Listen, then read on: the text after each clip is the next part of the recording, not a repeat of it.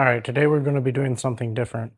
We're going camping today, and I like to use this B&W sliding fifth wheel hitch.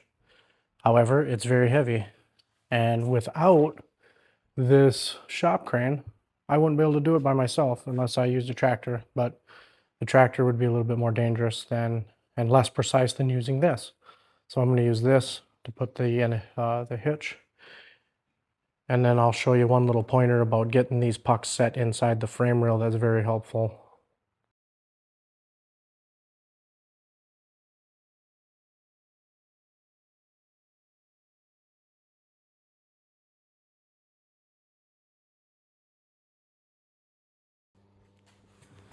All right, now that we have our hitch in the puck system here on this Ram pickup, you'll see they slide down in here. You'll use the lever on top to adjust it to slide in. Sometimes they get a little tight when you're trying to push them closed like this. If you pull out this cotter key right here and loosen this up, it'll allow you a little more slack, but I've got mine kind of adjusted right where I want, so I use a rubber mallet and I tap these in.